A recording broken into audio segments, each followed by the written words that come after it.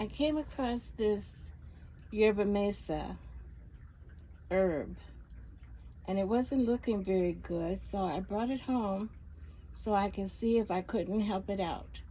So I've already started to repot this plant, and I am Lorene, the Yuma Gardener, and I'm using my technique that I've shown before, where I place the pot that the plant came in into another container, and then I fill it in with the potting mix. So I'm at that point now where I am ready to remove the plant from its original pot and put it into a new container. Now I am using a wash bucket, a wash bin from the I think I got it at Walmart for less than $3. I need to put some holes in it, but I can use my soldering iron to do that.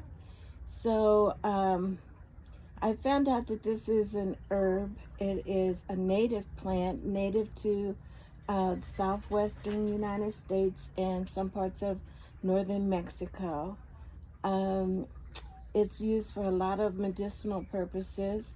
You can make a tincture out of the rhizomes, and you can also make a tea out of the leaves. You can dry the leaves and make a tea with it. So it has many medicinal purposes to it. Now the problem that I have is that this plant likes to be in a lot of water or near a lot of water. It grows around riverbanks and things like that. And so I have it out of its native habitat. And if I'm going to help this plant flourish, I'm going to have to create some kind of environment that is going to be beneficial to this particular plant. Now, a Yerba Mesa is also called a lizard plant. You might have heard that name before. It does get these long trailers, and each point on these trailers,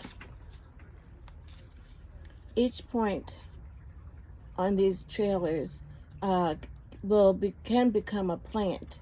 So that's why I planted it in a dish pan, because I want to wrap these trailers around and tie them down into the soil so they can root themselves and I can get new starts off of these trailers. So the first thing I need to do right now, untangle the trailers. My goodness,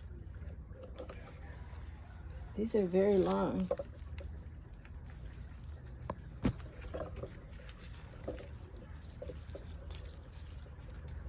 They do produce a flower, and the flower has, you can see here the petals have dried up, but it has white petals, and then it has this cone shape, and then it has flowers that come up along that cone.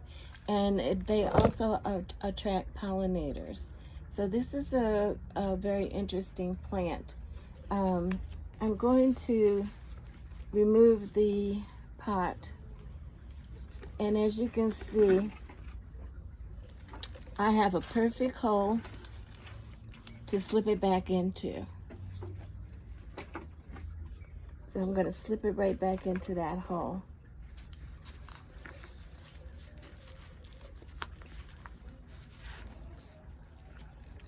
That's pretty root bound. That might be one of the problems. This was very root bound. I'm not going to mess with the roots too much. There's a lot of medicinal properties in these roots. If you have a lot of plants, you could take the roots, you can dry the roots, you can chop up the roots and make a tincture out of them. If you're into herbal medicine, it's supposed to be good to help you with your sinuses and things like that. You can go on other YouTubers' channels and get more information about the Yerba Mesa. But what I want to do, now I made sure that this soil that is in this wash basin was very, very moist, because this plant likes to have a very moist environment. So now I'm going to take these runners, and they need to be attached to the mother plant before you disconnect them from the mother plant. You want to make sure that the runners have set root. And so what I'm going to do is take some of this wire, and I'm going to make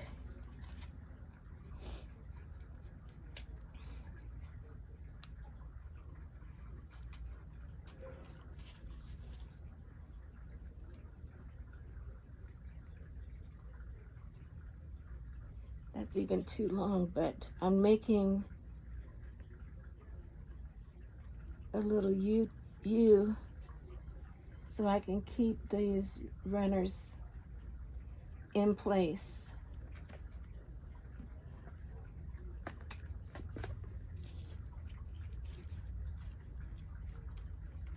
Just a short piece is fine. This is probably better.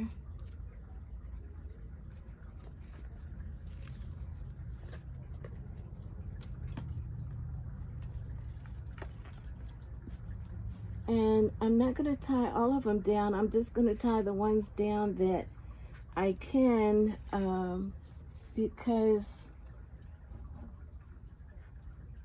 I don't want to break the stems.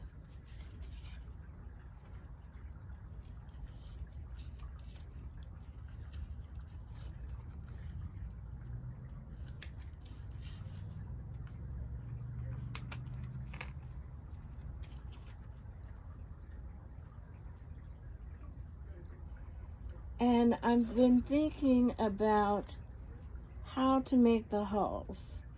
Now, if you've been following my channel, you know that I put my holes up about an inch from the bottom of the pot.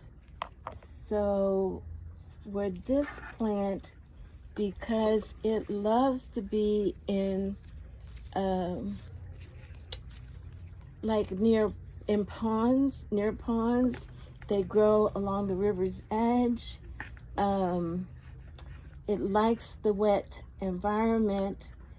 I am going to put my holes, I would say, about halfway up. And this is really going to be a challenge to see if I can keep this plant in an environment in which it's going to thrive, produce additional plants.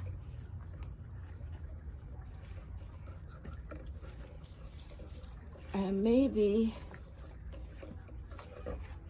now this end is looking a little rough, so let me get my clippers and put it here.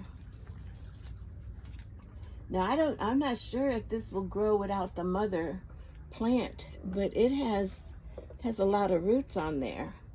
So I might try to start that on its own just to see what will happen. Maybe put it in one of my Jiffy pots and put it in the nursery. So you don't need to see me sitting here and tying all of these rhizomes down. But like I said, this is the flower that comes on it. It will be all white with white petals.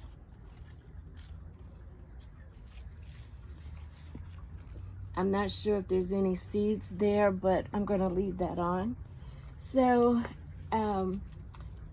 It will turn colors at some point. It may actually start getting red spots on it, and it might actually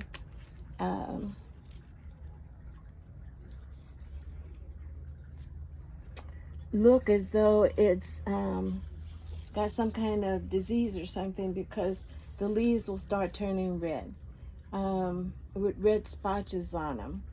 So that's just one of the characteristics of how this plant grows. So I already have my soldering iron on, and what I just did while I was talking is just removed a couple of the really yellowing leaves. So let me get my soldering iron.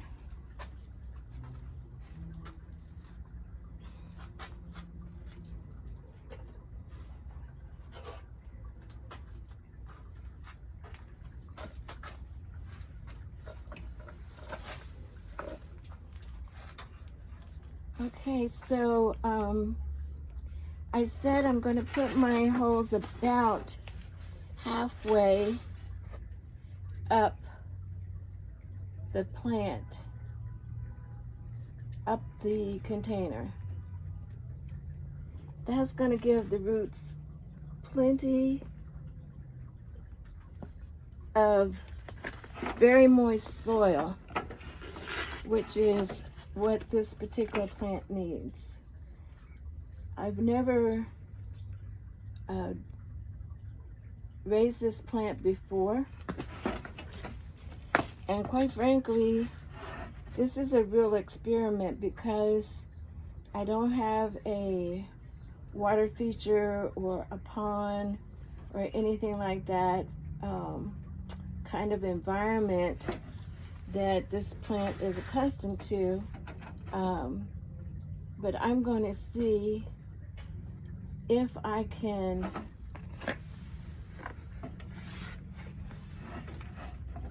grow this plant and also germinate additional plants.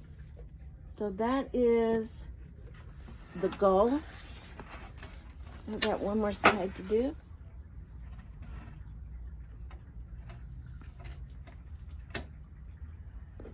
My cord isn't all that long, but you've seen me use my soldering iron before. This is what I use to put holes in all the plastic containers that I use. And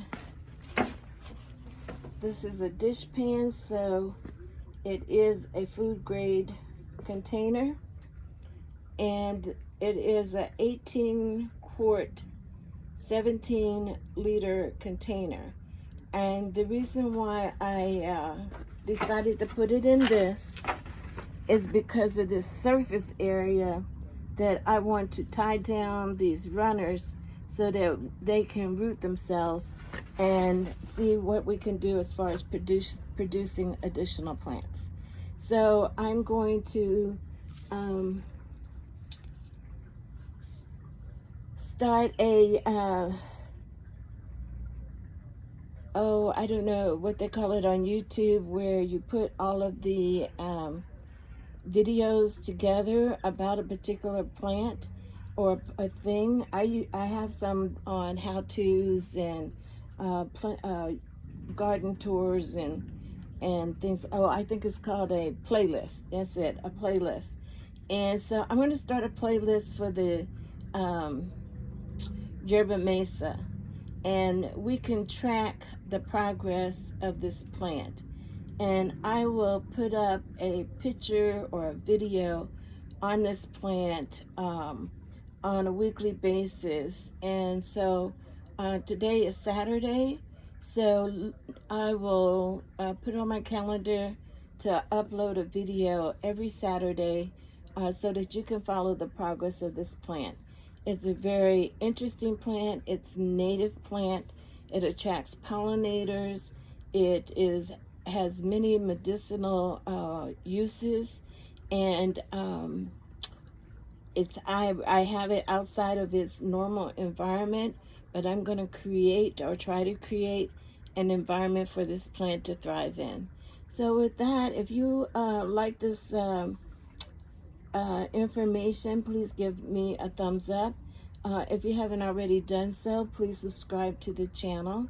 And if you would like to support the channel, follow the links below to buy me a coffee. And also I have some links to Amazon pages for items that I use in my garden.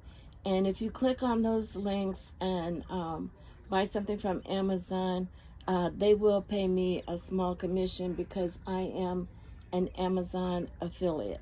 So with that, have a great day, and I will be checking in with you next week.